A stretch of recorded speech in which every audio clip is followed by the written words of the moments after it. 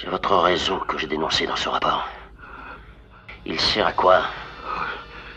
Il sert à quoi? Que peut-il y avoir d'assez important pour... Du pétrole. Du pétrole. Tout ce qui s'est passé, c'est à cause du pétrole. Oui, c'est vrai. Bonjour à tous, encore une synchronicité aujourd'hui, je vous enregistre cette vidéo. Hier j'ai trouvé un livre, par hasard entre guillemets, de Tom Clancy, Op Center numéro 7, donc il y a plusieurs volumes, Diviser pour régner. Ça vous rappelle quelque chose ça, non? Il est paru en 2002 en français, donc il y a 23 ans. Je vous lis le 4e de couverture. La crise internationale et le désordre politique sont à leur paroxysme. Situation idéale pour s'emparer du pouvoir. Mais pour régner, il faut diviser. Attiser les tensions entre l'Iran et l'Azerbaïdjan et impliquer les États-Unis et la Russie, c'est le but d'un redoutable réseau terroriste. L'enjeu, les gisements pétroliers de la Caspienne et le pouvoir au sein de la Maison-Blanche. Un complot terrifiant, nourri des rivalités entre les services secrets, risque de mener la planète à deux doigts d'une nouvelle guerre mondiale. À moins que la cellule antiterroriste Op Center n'agisse immédiatement. Alors, je ne sais pas vous, mais ce 4e de couverture m'a tout de suite parlé. C'est très ressemblant à la situation actuelle. Et je me disais, il manque un seul pays au tableau pour être crédible, c'est l'Azerbaïdjan. C'est un ami de Poutine, etc. Et là, qu'est-ce que je vois aujourd'hui quand j'enregistre cette vidéo? 5 juillet, vous voyez. Espion contre mafia, pourquoi rien ne va plus entre la Russie et l'Azerbaïdjan? Donc on se dit que c'est sûrement une histoire de pétrole. Et donc voilà, là le tableau est complet, puisqu'on parle d'Iran, d'Azerbaïdjan, États-Unis, Russie. Donc je vous ai fait un résumé de ce livre que vous pouvez trouver sur Patreon, je vous mets le lien quelque part. Pour essayer de voir ensemble quel lien il peut y avoir dans cette fiction avec la situation actuelle. On va commencer par le prologue. Le prologue de Diviser pour régner met en scène une conspiration au plus haut niveau de l'État américain. Dans une bibliothèque privée de Washington, 2 hommes, vétérans du Vietnam et patriotes convaincus, finalisent un plan d'une audace extrême. Ils ne sont pas des terroristes, mais des acteurs internes au pouvoir qui estiment que la direction actuelle du pays est néfaste. Pour sauver l'Amérique, entre guillemets, ils s'apprêtent à déclencher une série d'événements soigneusement orchestrés. Leur conversation révèle plusieurs points clés. Une opération en Azerbaïdjan. L'un des hommes confirme que leurs gaz sont en place en Azerbaïdjan et s'apprête à montrer au type ce qu'il a à faire. Ça indique une manipulation directe, probablement un assassinat ou un coup d'État, visant à déstabiliser la région. Une justification morale. Les conspirateurs se comparent aux pères fondateurs des États-Unis, légitimant leur action comme le remplacement d'un mauvais gouvernement par un meilleur. Ils considèrent leur acte, potentiellement assimilable à de la trahison, comme un devoir patriotique. La maîtrise du chaos. Ils ont élaboré des profils psychologiques et identifié les points de friction potentiels.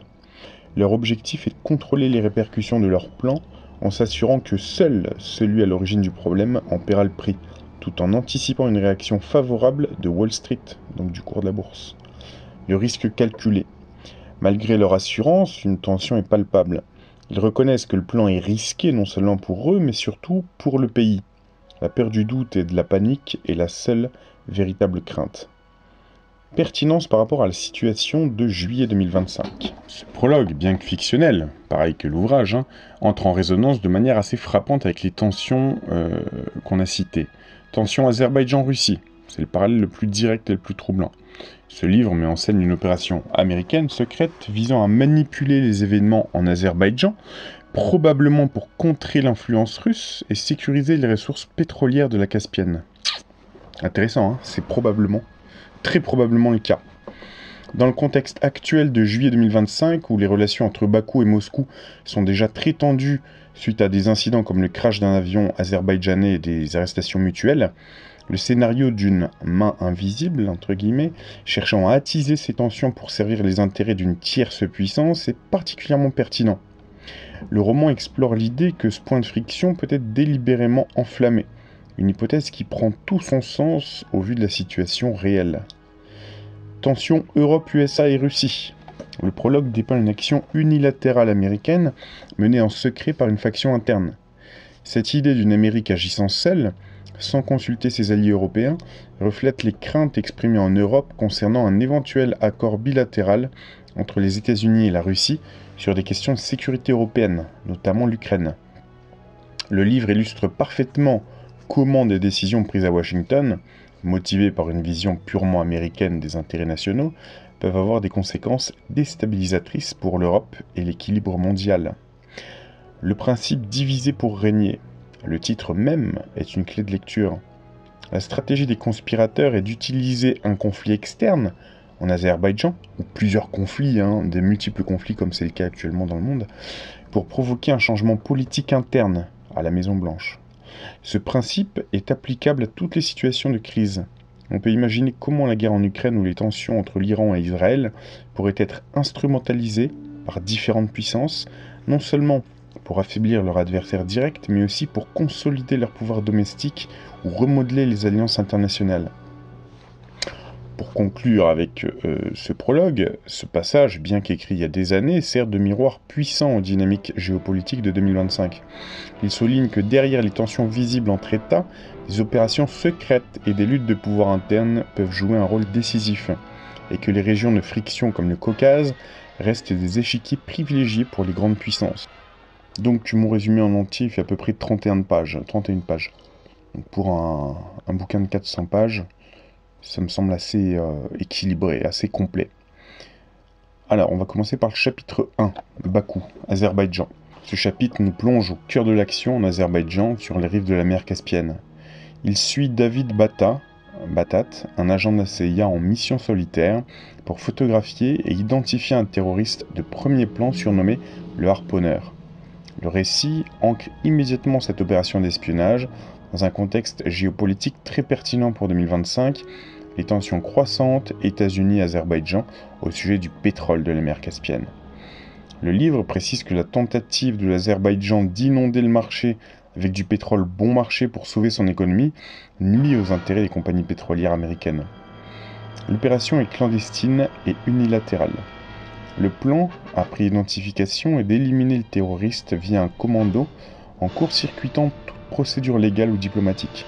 Cette approche reflète une politique étrangère agressive et unilatérale, un thème qui résonne avec les craintes européennes actuelles d'un découplage stratégique avec les États-Unis. Les réflexions de l'agent Batat sont également révélatrices. Il contemple la longue histoire d'invasion qu'a subie l'Azerbaïdjan, Perse, Mongol, Russe, ce qui souligne le statut de la région comme un échiquier géopolitique perpétuel, un grand jeu entre guillemets pour le contrôle des ressources où s'affrontent les intérêts russes et américains. Sa mission n'est pas de sauver le pays, mais de se racheter et de protéger les intérêts américains. La pertinence de ce passage est renforcée par son dénouement brutal. La mission est un échec. Batat, l'agent expérimenté, est neutralisé par sa cible, le Harponneur, qui se révèle être un opérateur d'une redoutable efficacité. Ça suggère que la situation est bien plus complexe et dangereuse que ce que la CIA avait anticipé. En somme, ce chapitre est un puissant écho à la situation actuelle. Il illustre comment les intérêts économiques, le pétrole, peuvent motiver des actions secrètes américaines dans le Caucase, une poudrière où la Russie a des intérêts vitaux et où les tensions avec l'Azerbaïdjan sont vives. L'échec de l'agent de la CIA montre la complexité et les risques de telles interventions, où les acteurs locaux ne sont pas de simples pions et où les plans les mieux conçus peuvent rapidement dérailler, avec des conséquences potentiellement explosives. C'est pour ça que je dis souvent, leurs plans ne fonctionnent pas toujours. Il peut y avoir des incidents de parcours, bien sûr. On passe au chapitre 2 maintenant, Maryland et Washington. Ce chapitre déplace l'action sur le front intérieur américain et se concentre sur le coût humain de la gestion des crises internationales. Il est divisé en 2 scènes qui, mises en parallèle, sont très révélatrices. La première scène nous présente Paul Hood, le directeur de l'Op Center, qui est au plus bas. Son mariage s'est effondré, une conséquence directe de son dévouement total à son travail. Son épouse n'a plus supporté les crises internationales, coups d'État, assassinats, qui l'accaparaient constamment. La prise d'otage aux Nations Unies, où leur propre fille a failli mourir, a été le point de rupture. Ce passage est pertinent parce qu'il illustre la pression psychologique et personnelle extrême subie par les acteurs clés de la sécurité nationale. Dans un monde aux tensions multiples comme celui de 2025, la stabilité émotionnelle et la lucidité des décideurs et des opérateurs de l'ombre sont des facteurs critiques mais fragiles. La solitude et la détresse de Hood montrent une vulnérabilité au cœur même de l'appareil de gestion de crise américain, une faille que les adversaires pourraient chercher à exploiter. La seconde scène offre un contraste saisissant. Nous sommes à la Maison-Blanche avec la première dame, Megan Lawrence. L'ambiance est à l'apparat, à l'histoire et à la projection de la puissance. Le président se prépare pour un dîner d'État visant précisément à montrer au monde que le terrorisme ne gagnera pas suite à l'assassinat des précédents ambassadeurs lors du même siège qui a brisé la famille de Hood. On y apprend que le président Lawrence est un conservateur modéré, expérimenté et réfléchi qui a regagné le pouvoir après une défaite. La pertinence de ce chapitre réside dans cette dualité. D'un côté, la façade officielle du pouvoir, la résilience, la continuité de l'État et la détermination affichée face aux menaces. De l'autre, la réalité cachée, l'épuisement et la fracture personnelle d'un homme essentiel à cette même sécurité nationale. Ça suggère que, sous le vernis des déclarations diplomatiques et des démonstrations de force, l'instrument du pouvoir américain est peut-être plus usé et fragile qu'il n'y paraît. Pour les tensions de 2025, cela soulève une question cruciale. Les individus chargés de gérer ces crises sont-ils en état de le faire de manière optimale ou leur jugement est-il altéré par un fardeau personnel qui est insoutenable? On passe au chapitre 3, 4 et 5. Ce segment du livre expose une double crise qui frappe simultanément le pouvoir américain. Une crise au sommet de l'État et un échec cuisant sur le terrain. La scène la plus pertinente et la plus alarmante se déroule dans l'intimité de la Maison-Blanche. La première dame découvre son mari, le président des États-Unis, dans un état de détresse psychologique extrême, oscillant entre une rage incontrôlable et une confusion profonde. Son excuse pour expliquer son état est un mensonge évident, ce qui terrifie son épouse. Ce n'est pas simplement de la fatigue due au stress, c'est le signe d'une rupture, d'une crise interne cachée qu'il ronge. Cette vulnérabilité au sommet même du commandement est d'une pertinence capitale pour 2025. Face aux tensions avec la Russie, l'Iran ou l'Azerbaïdjan, la stabilité et la lucidité du président américain sont le principal rempart contre l'escalade. Le voir dans un tel état suggère que le leader du monde occidental est lui-même un point de friction, une faille de sécurité majeure qui pourrait être exploitée ou mener à des décisions désastreuses. En parallèle de cette crise de leadership, le roman confirme l'échec total de l'opération en Azerbaïdjan. L'agent de la CIA, David Batat, reprend conscience sur la plage. Il a été neutralisé, son équipement volé et sa cible, le harponneur, s'est échappé avec le navire Rachel. Les États-Unis sont désormais complètement aveugles dans une région où les tensions sont à leur comble. L'agent se demande pourquoi il a été laissé en vie, ce qui ajoute une couche de mystère et suggère une manipulation plus complexe qu'un simple assassinat. Enfin, l'arrivée de Paul Hood à la Maison-Blanche, l'esprit accaparé par son divorce, vient compléter ce tableau sombre. Il incarne le coût humain de cet engagement constant, renforçant l'idée d'un appareil de sécurité nationale dont les membres sont usés et fragilisés. En conclusion, ce passage est crucial. Il dépeint une superpuissance dont la façade de contrôle et de puissance, symbolisée par le dîner d'État, masque des fissures internes profondes. Entre un président au bord de l'implosion et un échec opérationnel humiliant dans le Caucase, les États-Unis apparaissent non pas comme un acteur maîtrisant le jeu, mais comme une puissance vulnérable et potentiellement erratique, un facteur d'instabilité majeur dans le paysage géopolitique tendu de juillet 2025. On passe au résumé du chapitre 5 et 6 maintenant. C'est un passage absolument central parce qu'il révèle une duplicité au sommet de l'État américain, tout en précisant la nature de la menace qui se prépare dans la mer Caspienne. La scène... Alors, comment on peut expliquer une duplicité comme ça de l'extérieur? On se dit, mais cet homme est fou, enfin, qu'est-ce qui se passe? Eh ben, ça nous est un peu expliqué dans le film Les 3 jours du Condor, hein, vous savez, où on se rend compte qu'à l'intérieur, par exemple, de la CIA, il y a une autre CIA, enfin, qui a des intérêts plus restreints et différents du reste de la CIA. Ce qui explique aussi l'existence d'autres organisations comme, je crois, ça s'appelle l'agence, qui est là pour surveiller à la fois le FBI et la CIA quand ils font de la merde, quoi, entre guillemets. Je reprends. Donc la scène clé se déroule durant le dîner d'État à la Maison-Blanche. Le président Lawrence, dans un discours retransmis et destiné à rassurer la communauté internationale, fait une annonce spectaculaire. Les services de renseignement américains vont désormais collaborer étroitement avec les gouvernements de tous les pays pour empêcher de futurs actes terroristes contre l'ONU. Cependant, Paul Hood, le directeur de l'Op Center, qui écoute depuis sa table, sait une chose que les autres ignorent. Cette annonce est fausse. Cette révélation est d'une pertinence capitale. Elle signifie que le président des États-Unis ment délibérément à ses alliés et au monde entier sur sa politique de sécurité. Cette duplicité, couplée à son comportement erratique, observé par son épouse, le positionne comme un leader imprévisible et potentiellement dangereux, un facteur d'instabilité majeur dans le contexte des tensions de 2025. La méfiance de l'Europe envers les intentions américaines trouverait ici une justification dramatique.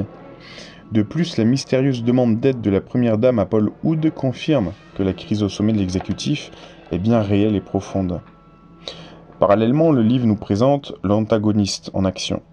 Maurice Charles, un mercenaire britannique froid et méthodique, est identifié comme celui qui a neutralisé l'agent de la CIA. Il est en mission de reconnaissance au-dessus de sa cible, une plateforme pétrolière, Station Hellspot, en pleine mer Caspienne. Alors Hellspot, ça peut vouloir dire le spot de l'enfer. Ce détail est crucial, la menace ne vise pas une cible militaire ou politique classique, mais l'infrastructure énergétique, le nerf de la guerre économique entre l'Azerbaïdjan, la Russie et les intérêts occidentaux.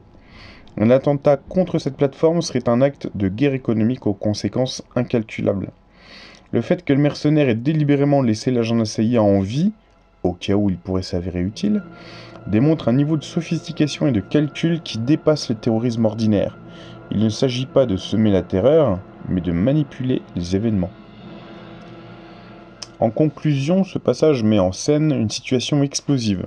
Au moment même où un opérateur de l'ombre prépare une attaque stratégique contre les intérêts pétroliers dans le Caucase, le leader du monde occidental ment publiquement sur ses intentions, manifestant une instabilité qui le rend incapable de gérer la crise qui s'annonce.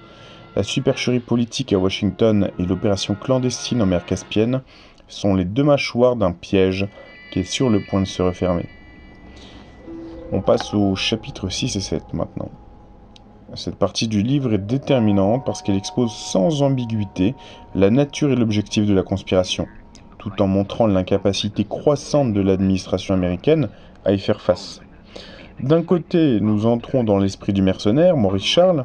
Le texte confirme explicitement qu'il est employé par des Américains. Sa mission est d'une clarté terrifiante. Monter les voisins entre eux, je cite, les pays entre eux, les nations entre elles, en recourant au terrorisme et à l'assassinat. Alors je vais faire une petite pause ici. Est-ce que ce qui nous est dépeint dans le livre, cette organisation terroriste internationale qui a intérêt à faire ça, est-ce qu'il s'agit de ce que Jacques Bergier nommait à peu près 6 mois avant sa mort dans l'interview Entretien avec Jacques Bergier de 1977 ? Tout cela fait une organisation que j'ai appelée pour simplifier Interterror, qui s'appelle certainement pas Interterror. Où il disait plusieurs choses capitales, mais où il parlait de ce qu'il appelait l'organisation Interterror. Et il disait, ça ne s'appelle sûrement pas organisation Interterror, mais moi je l'appelle comme ça. Est-ce qu'il y aura un rapport avec ça ? L'objectif final est de mettre toute la région du Caucase à feu et à sang. Il s'agit d'une stratégie de déstabilisation régionale massive dont l'attaque de la plateforme pétrolière ne sera que le déclencheur. Sa décision de laisser l'agent de la CIA en vie n'est pas une erreur, mais un calcul stratégique brillant. Il sait que la CIA, ne croyant pas que le harponneur puisse laisser un témoin, conclura à tort qu'il n'est pas impliqué, s'aveuglant ainsi elle-même. De l'autre côté, à Washington, la crise politique s'intensifie. De retour à l'Op Center, Paul Hood enquête sur l'annonce stupéfiante du président. Ses recherches dans les bases de données de tous les services de renseignement américains confirment ses pires craintes. Il n'existe aucune trace, aucun mémo, aucune étude préparatoire concernant une initiative de coopération avec l'ONU. L'annonce présidentielle était une pure invention, un mensonge prononcé devant le monde entier. Hood saisit immédiatement le danger catastrophique de cette situation. Il anticipe comment une telle politique, si elle était mise en place à la hâte, exposerait les États-Unis à une manipulation massive par ses adversaires. Son exemple où l'Iran pourrait utiliser ce canal pour fournir de faux renseignements afin de diaboliser ses ennemis sunnites en Azerbaïdjan est d'une pertinence frappante pour les tensions de 2025. Pour conclure, ce passage dépeint une Amérique paralysée par une double crise. D'une part, une opération clandestine sophistiquée vise à allumer un conflit majeur dans une zone de friction critique, Caucase-Russie. D'autre part, une crise de confiance et de duplicité au sommet de l'État rend le pays non seulement incapable de réagir, mais aussi dangereusement vulnérable à la désinformation de ses adversaires stratégiques comme l'Iran. Les deux crises sont sur le point d'entrer en collision. On passe maintenant au résumé des chapitres 7 et 8. Ouais. Parfois ça se chevauche, puisque je reprends un petit peu du chapitre précédent. Avant on avait 6 et 7. Cette partie expose de manière critique les failles systémiques et humaines qui paralysent la communauté du renseignement américaine, la rendant incapable de faire face à une menace sophistiquée. Le premier point crucial est la confirmation d'une crise de confiance au plus haut niveau. De retour à l'Op Center, Paul Hood et ses lieutenants, Bob Herbert et le général Rogers, sont abasourdis par le mensonge du président. La métaphore d'Herbert est parfaite. Annoncer une coopération avec l'ONU est aussi absurde que, je cite, de filmer les supporters plutôt que le match. Hood lance immédiatement une contre-enquête interne, chargeant ses équipes de sonder tous les services de renseignement pour comprendre l'origine de cette directive présidentielle fantôme. C'est une situation extraordinairement dangereuse. L'appareil de sécurité nationale est forcé d'enquêter sur son propre commandant en chef, dont les actions sont devenues irrationnelles et imprévisibles. Le deuxième point, tout aussi pertinent, est l'illustration de la dysfonction systémique sur le terrain. L'arrivée de l'agent Bata à l'ambassade de Bakou ne déclenche pas une réponse coordonnée, mais une cascade de rivalités bureaucratiques. Le chef de poste de la CIA à Moscou est furieux non pas de l'échec, mais du fait que cela nuise à sa carrière. Le chef de la station de Bakou, lui, est amer d'avoir été court-circuité par Moscou. Cette querelle interne entre deux antennes de la même agence démontre une incapacité totale à collaborer, ce qui a directement mené à l'échec de la mission. L'agresseur, comme le note le chef de station, était manifestement au courant de la venue de Bata, ce qui pointe vers une fuite ou une faille de sécurité majeure que ces rivalités internes empêchent de voir et de corriger. Enfin, ce passage souligne l'usure humaine de cet appareil. Le général Rogers est encore traumatisé par une mission précédente, Hood est dévasté par son divorce, et ses collaborateurs sont distraits par leur propre vie. L'instrument de la puissance américaine est non seulement désorganisé, mais aussi épuisé. En conclusion, donc cette partie dépeint une superpuissance qui est son propre pire ennemi. Pendant qu'un adversaire méticuleux prépare une opération majeure dans le Caucase, l'appareil de renseignement américain est paralysé par un leader erratique, des guerres de chapelle intestines et un personnel à bout de souffle. C'est le portrait d'un colosse au pied d'argile, complètement aveugle à la catastrophe qui se prépare. On passe au chapitre 8 et 9 à présent. Ce segment met en lumière la convergence de deux crises. Une crise opérationnelle due au dysfonctionnement interne de la CIA, ou alors au fait que c'est comme un oignon, il y a plusieurs couches. On parle souvent de dysfonctionnement de l'extérieur, mais de l'intérieur, peut-être que c'est voulu, ou que c'est comme ça, c'est-à-dire la CIA à l'intérieur de la CIA, etc. Et une crise de commandement au sommet de l'État. La scène à l'ambassade de Bakou est une autopsie de l'échec. Le débriefing de l'agent Bata expose crûment les rivalités bureaucratiques qui minent la CIA. Le chef de poste local, Moore, est furieux que la station de Moscou ait mené une opération sur son territoire sans le consulter. Cette absence de coordination a eu des conséquences désastreuses. Les ressources locales qui auraient pu repérer une contre-surveillance n'ont pas été utilisées. L'analyse de l'attaque mène à une conclusion terrifiante. Le harponneur est un professionnel qui, en 20 ans, n'a jamais laissé de témoin. Le fait que Bata ait survécu n'est donc pas un hasard, mais un acte délibéré. L'ennemi a voulu qu'il reste en vie, probablement pour semer la confusion, le manipuler ou détruire sa crédibilité. C'est un petit peu, petite parenthèse, le sujet du film Mémoire dans la peau, où l'agent n'est pas tué, mais sa mémoire est effacée, entre guillemets, en partie. Je continue. L'appareil de renseignement américain est non seulement aveugle, mais il est désormais activement manipulé par son adversaire.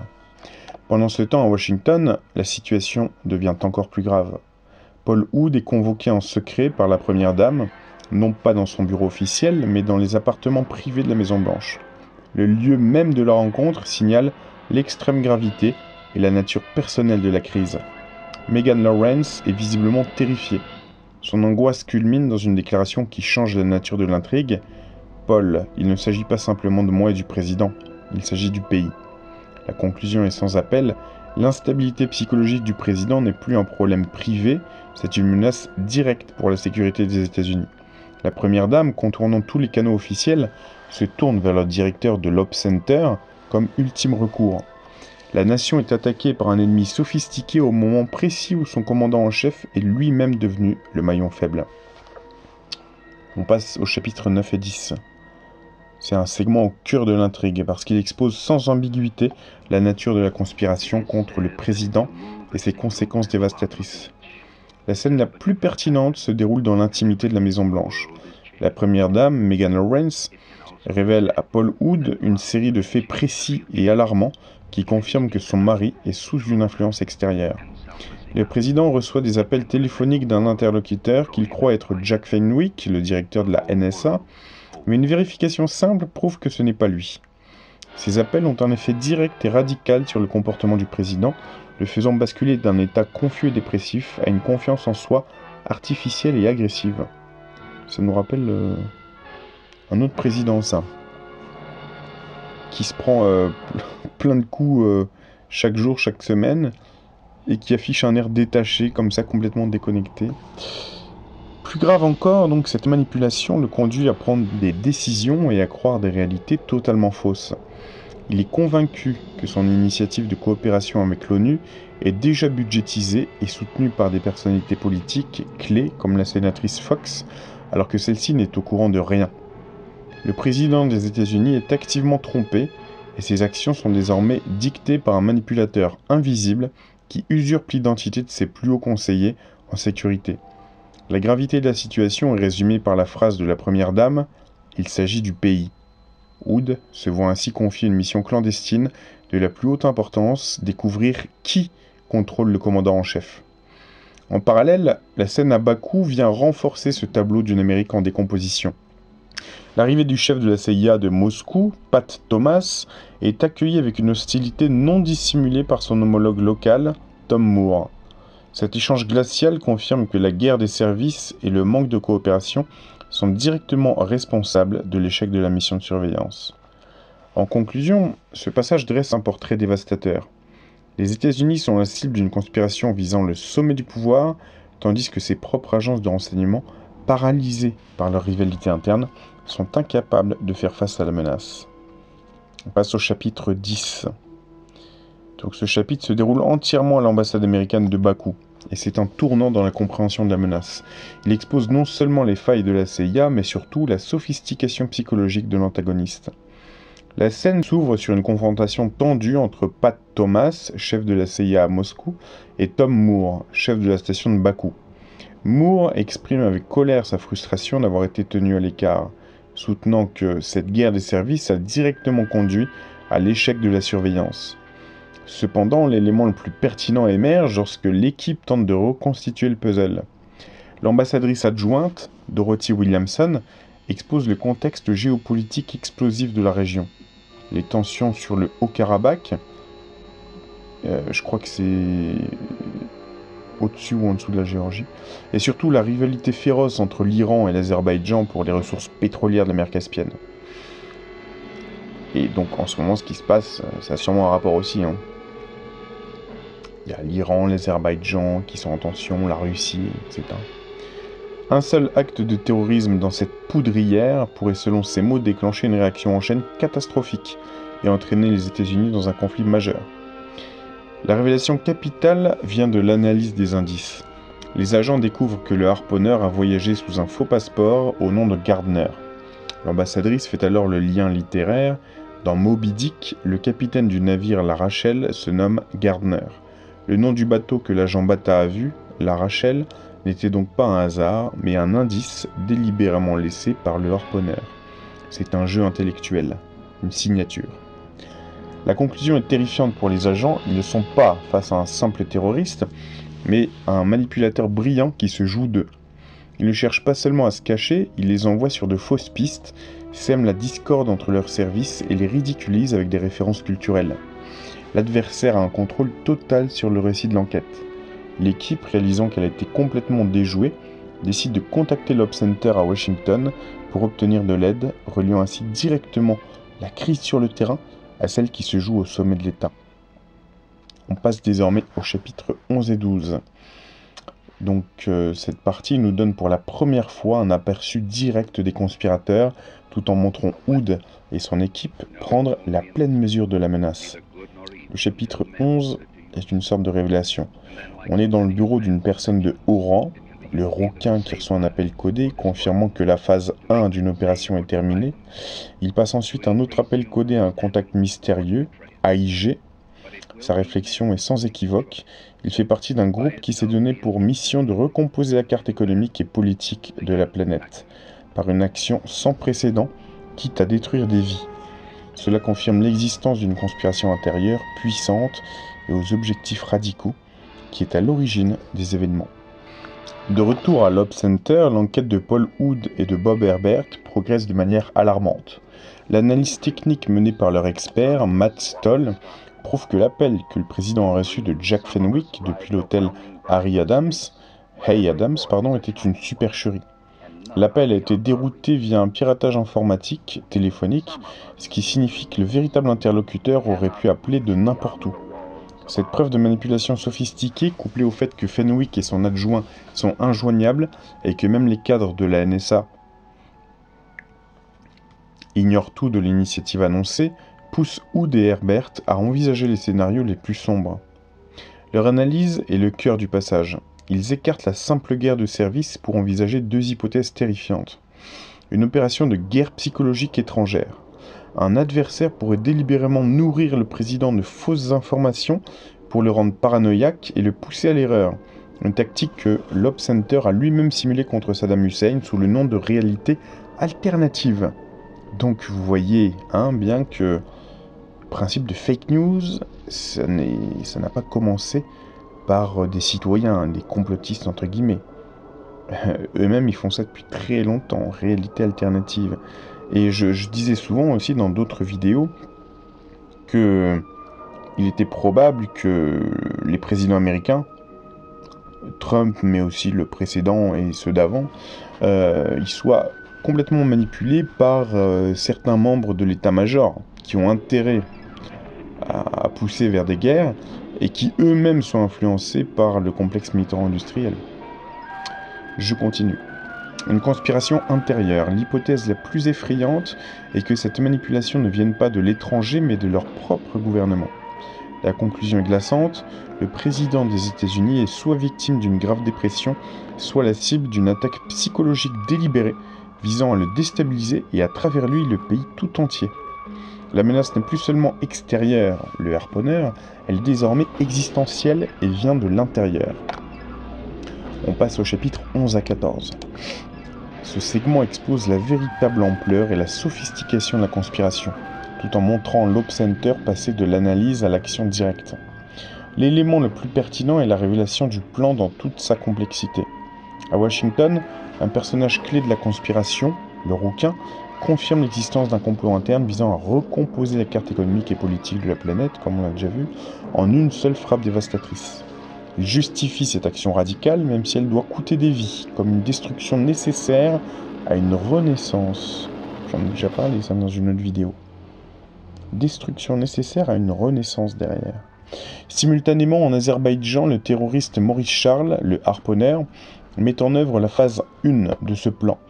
Il ne s'agit pas d'une simple attaque, mais d'une opération sous fausse bannière, ou sous faux drapeau, vous savez, on dit false flag, d'une complexité extrême. Le plan consiste à attaquer une plateforme pétrolière iranienne, utiliser des preuves fabriquées, un avion azerbaïdjanais, le cadavre d'un terroriste russe, des photos truquées, pour que les services de renseignement américains et le monde entier arrivent à la mauvaise conclusion, entre guillemets, une conspiration entre la Russie et l'Azerbaïdjan pour chasser l'Iran de la mer Caspienne. Ça pourrait nous intéresser là actuellement, en 2025. Le point le plus terrifiant est que cette opération est rendue possible grâce à un contact du harponneur aux États-Unis qui lui fournit un accès direct aux images des satellites de reconnaissance américains. La conspiration a donc infiltré et utilise l'appareil de sécurité américain contre ses propres intérêts pour déclencher une guerre régionale majeure. Face à cette menace désormais tangible, l'Op Center passe à l'offensive. Comprenant qu'il est face à une manipulation d'une ampleur sans précédent, Paul Hood prend la décision la plus directe et la plus risquée, demander un entretien en face à face avec le président pour évaluer son état et tenter de contrer l'influence qui s'exerce sur lui. En parallèle, son équipe lance une traque pour localiser le directeur de la NSA, Jack Fenwick, à New York. Leur contact, Lisa Baroni, est sur le point de découvrir avec qui elle se réunit réellement, loin de son itinéraire officiel, ce qui constitue une piste cruciale pour démasquer les conspirateurs. On passe au résumé du chapitre 15 à 17. Cette partie est au cœur de l'intrigue, où les soupçons se transforment en certitude, où la véritable nature de la menace est exposée au président lui-même. La scène la plus pertinente et la plus décisive se déroule dans le bureau ovale. Paul Hood, armé d'informations cruciales, parvient à obtenir un entretien avec le président Lawrence. Juste avant d'entrer, il reçoit une information capitale de son équipe.